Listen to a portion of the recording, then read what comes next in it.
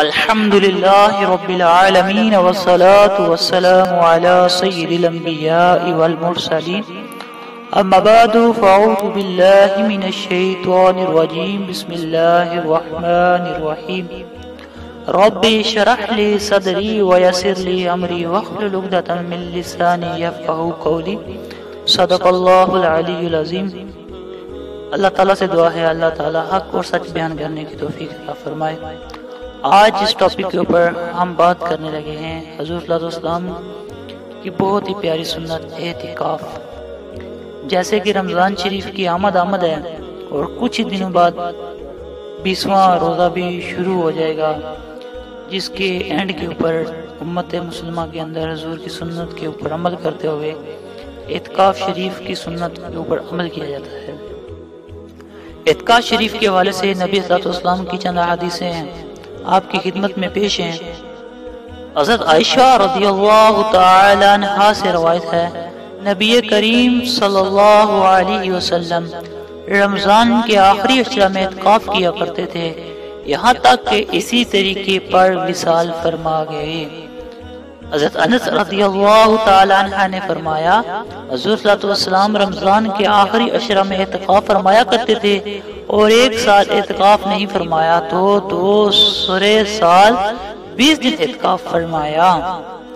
اس کو ترمذی اور ابو داؤد نے نقل کیا ہے۔ رمضان شریف کے آخری عشرہ میں اعتکاف کرنا سنت موقدہ ہے، جیسا کہ اللہ فرماتے ہیں تو موقدہ ہے، اس لیے حضور صلی اللہ علیہ وسلم ہمیشہ اعتکاف فرمایا کرتے یہاں تک کہ اس دنیا سے تشریف لے گئے۔ اعتکاف کی 3 قسمیں ہیں۔ سب سے پہلے واجب کہ اعتکاف کی منت مانی، مطلب یوں کہا کہ میرا بچہ تندرست ہو گیا تو میں 3 دن کا اعتکاف کروں گا، تو بچے کے تندرست ہونے پر روزے کے ساتھ 3 دن کا اعتکاف واجب ہو گیا۔ یعنی اگر کسی نے منت مانگی تھی کوئی بھی تو وہ اس کی منت پوری ہوگی، تو اس نے اگر اعتکاف کی منت کی ہے تو وہ پھر جتنے دن کی نیت کی اتنے دن اعتکاف کرے۔ اور دوسری قسم ہے سنت موقدہ۔ سنت موقدہ یہ ہے کہ 20ویں رمضان کو سورج ڈوبتے وقت اعتکاف کی نیت سے مسجد میں ہو اور 23ویں رمضان کو غروب کے بعد یا 29ویں کو چاند ہونے کے بعد نکلے۔ یا اعتکاف سنت کفایہ ہے، یعنی اگر سب لوگ ترک کریں تو سب سے مطالبہ ہوگا، اگر ایک نے ادا کر لیا تو سب بری الذمہ ہیں۔ ان دونوں کے علاوہ جو اعتکاف کیا جائے وہ مستحب ہے۔ نبی صلی اللہ علیہ وسلم کی سنت اعتکاف یعنی بہت ہی پیاری سنت ہے، مسلمانوں کو اس کے اوپر عمل کرنا چاہیے۔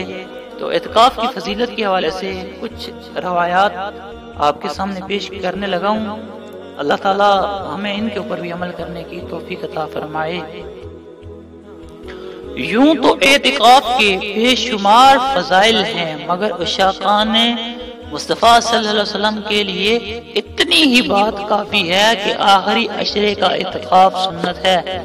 یہ تصور ہی ذوق افزا ہے کہ ہمارے آقا صلی اللہ علیہ وسلم کی ایک بہت پیاری سنت ادا کر رہے ہیں۔ جو رمضان المبارک کے علاوہ بھی صرف ایک دن مسجد کے اندر خاص یعنی اخلاص کے ساتھ اعتکاف کر لے، اس کے لیے بھی زبردست ثواب کی بشارت ہے۔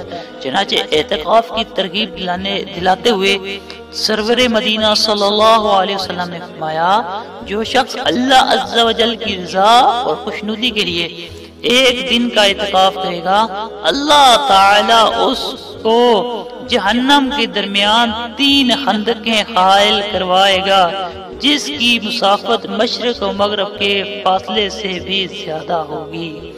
ام المؤمنین حضرت سیدتنا عائشہ صدیقہ رضی اللہ تعالی عنہا سے روایت ہے کہ سرکار مدینہ صلی اللہ علیہ وسلم نے فرمایا، جس شخص نے ایمان کے ساتھ ثواب حاصل کرنے کی نیت سے اعتکاف کیا، اس کے پچھلے گناہ بخش دیے جائیں گے۔ صلو علی الحبیب صلی اللہ تعالی علی محمد صلی اللہ علیہ وسلم۔ حضرت سیدنا نافع رضی اللہ تعالی عنہ کہتے ہیں کہ حضرت سیدنا عبداللہ ابن عمر رضی اللہ تعالی عنہما فرماتے ہیں مدینے کے سلطان رحمت علیہ میان سرور ذیشان صلی اللہ علیہ وسلم ماہ رمضان کے آخری عشرے کا اعتکاف فرمایا کرتے تھے۔ حضرت سیدنا نافع رضی اللہ تعالیٰ عنہ فرماتے ہیں کہ حضرت سیدنا عبداللہ ابن عمر رضی اللہ تعالیٰ عنہما نے مجھے مسجد میں وہ جگہ دکھائیں جہاں سرور مدینہ صلی اللہ علیہ وسلم اعتکاف کیا کرتے تھے۔ امیر المؤمنین حضرت مولا کائنات علی المرتضی شیر خدا کرم اللہ تعالی وجہ الکریم سے روایت ہے کہ مصطفیٰ حبیب کبریا صلی اللہ علیہ وسلم کا فرمان خوشنما ہے جس نے رمضان المبارک میں 10 دن کا اعتکاف کر لیا وہ ایسا ہے جیسے 2 حج اور عمرے کیے۔ حضرت سیدنا عبداللہ ابن عباس رضی اللہ تعالیٰ عنہما سے روایت ہے کہ نبی اکرم صلی اللہ علیہ وسلم نے فرمایا اعتکاف کرنے والا گناہوں سے بچا رہا اور اس کے لیے تمام نیکیاں لکھ دی جاتی ہیں جیسے ان کے کرنے والے کے لیے ہوتی ہیں۔ حضرت سیدنا حسن بصری رضی اللہ تعالیٰ عنہ سے منقول ہے معتکف کو ہر روز ایک حج کا ثواب ملتا ہے۔ مسجد میں اللہ کی رضا کے لیے بانیت اعتکاف ٹھہرنا اعتکاف ہے۔ اس کے لیے مسلمان کا عقل اور جنابت اور خیز و نفاس سے پاک ہونا شرط ہے۔ بلوغ شرط نہیں، نابالغ بھی جو تمیز رکھتا ہو اگر بانیت اعتکاف مسجد میں ٹھہرے تو اس کا اعتکاف صحیح ہے۔ اعتکاف کی لغوی معنی ہے دھرنا مارنا، مطلب یہ کہ معتکف اللہ رب العالمین کی بارگاہ میں اس کی عبادت پر کمر بستہ ہو کے دھرنا مار کے پڑا رہتا ہے کہ اس کی یہی دن ہوتی ہے کہ جس کی طرح اپنے پروردگار اس سے راضی ہو جائے۔ صلو علی الحبیب صلی اللہ تعالی علی محمد۔ آپ نے اعتکاف کے بارے سے بہت ہی پیاری پیاری نبی صلی اللہ علیہ وسلم کے فرمان سنے۔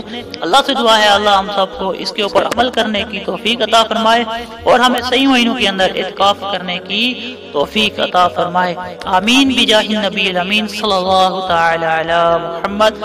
صلو علی الحبیب صلی اللہ تعالی علی محمد صلی اللہ